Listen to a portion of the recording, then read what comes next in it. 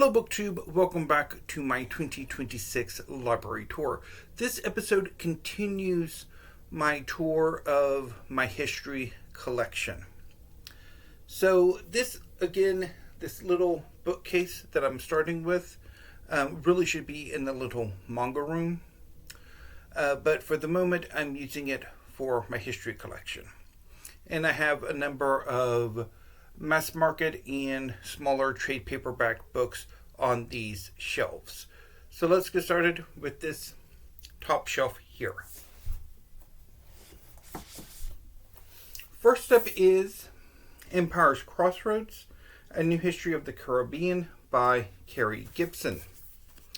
So I picked this up from Book Depository about 5 or so years ago, and I've never gotten on with it. It really doesn't work for me.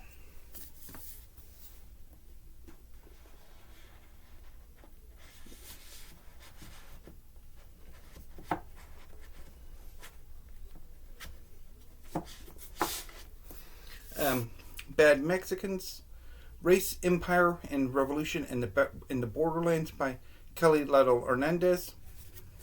So this is a history of a group of Mexican revolutionaries who were operating on both sides of the border between the United States and Mexico, and how, if memory serves, U.S. agents on the American side did quite a lot to harass them. And so this was the very early 20th century. Did not get on with this book at all either.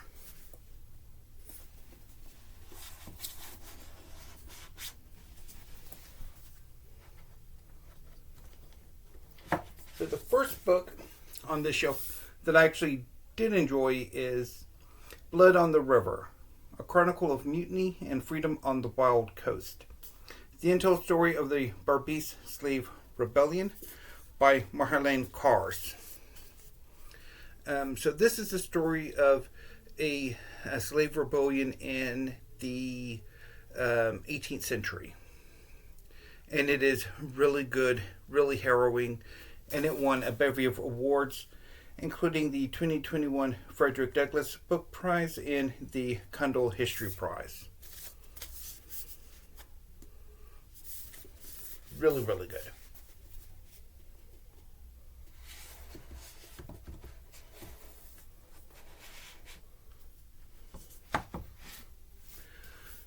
Lone Star Nation, The Epic Story of the Battle for Texas Independence by H.W. Brands. So this is a history of the Texas Rebellion against Mexico. I have not gotten around to it. Next is another really good book. Cuba, An American History by Ada Ferrer. So this is a history of Cuba, with the later part of the book being as much Cuba's relationship to the United States as Cuba's own history. And that relationship between Cuba and the United States is rather toxic and has been for well over a century. But this is a really, really good book. I really enjoyed it. I read it for... it first came to my attention because it won the Pulitzer Prize in history, but it was also a finalist for the Kundal History Prize, which is what I read it for, because I was following the Kundal at the time, and this was my preferred candidate to win, or book to win, but it didn't. But it is still really, really good. Next is Unworthy Republic, The Dispossession of Native Americans and the Road to Indian Territory by Claudio Sant. Have not read this yet. It was a finalist for the National Book Award.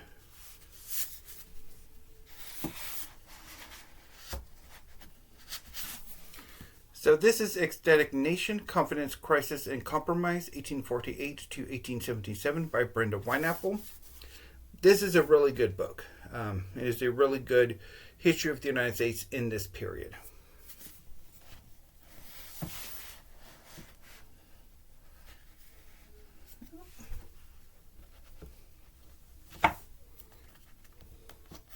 If I had manga here, I wouldn't be having nearly as much trouble. How to Hide an Empire, A History of the Greater United States by Daniel Immerwahr. This is also a really, really good book. It is a study of various non-continental U.S. possessions that either the United States has kept, like Hawaii and Puerto Rico, or have given up, like the Philippines, or even Japan, which was under U.S. occupation in the aftermath of World War II.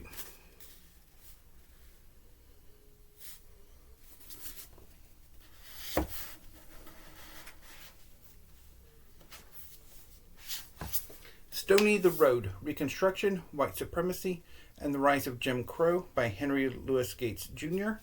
This is also a really, really good book. It's about the formation and popularization of racism in the aftermath of Reconstruction.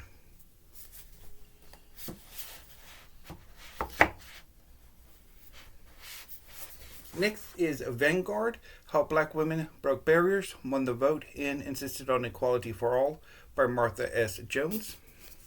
This is also a pretty good book on the subject of African American women's struggle for voting rights.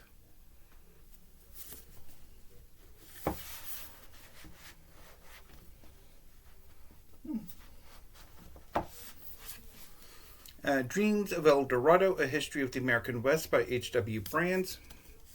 This is a pretty good history of the American West. It looks at 4 separate parts of Western history, and they're all told really, really well.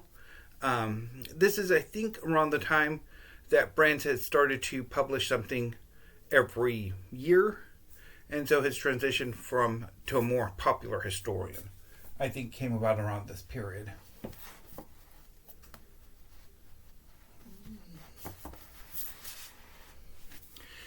California and American History by John McFarriger. So this is a history of the U.S. state of California. Have not gotten around to it yet. I picked it up about a year or so ago from Yale during one of their sales.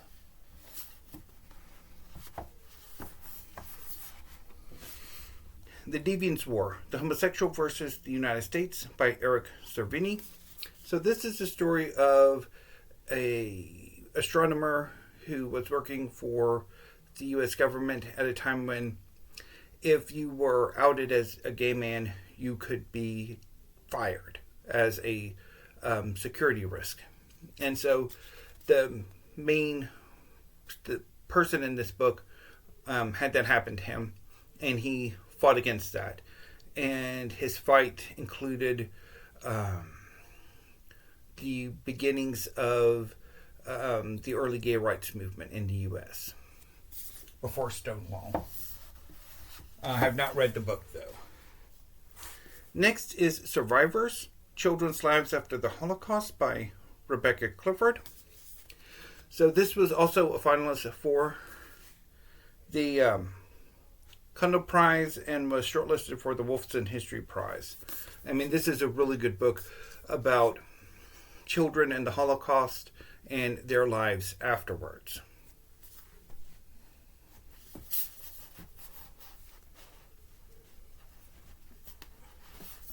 Another really good book is Sunny Days, The Children's Television Revolution That Changed America by David Camp.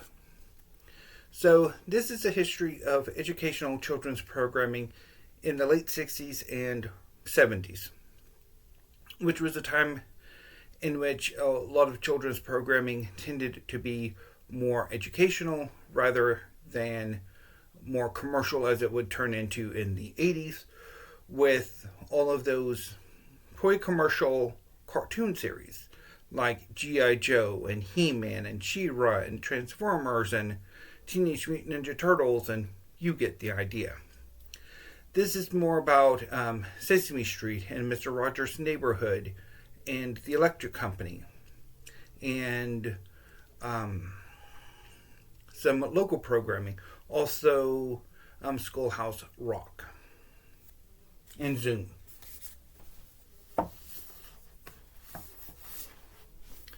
Next is Revolution in the Air. 60s Radicals Turn to Lenin, Mao, and Che by Max Elbaum. So this is just about radicals in the United States in the 60s and I think into the 70s and beyond. It's an okay book. It's very, very dense. But when I read it, I rather enjoyed it, although I doubt very seriously if I would enjoy it as much on a reread. Next is Unruly Waters, How Mountain Rivers and Monsoons Have Shaped South Asia's History by Sunil Amrith. Have not gotten around to this yet.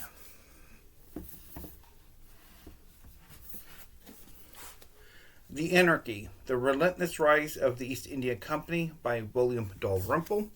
So this is a history of the British East India Company, which came to conquer India from the 17th century through to the 19th century before the British Empire proper took over. I tried this book, I think last year, and did not get into it at all. It didn't really work. Of course, by last year I was largely out of history.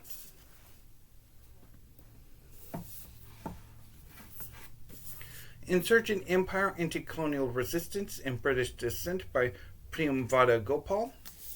This is a really good book. I enjoyed it when I read it a few years ago.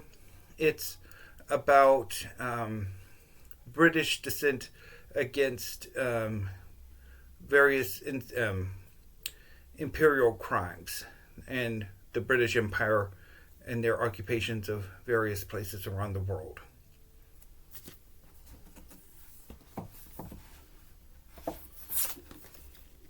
Empires of the Indus, A History of a River by Alice Albinia. Have not gotten around to this yet.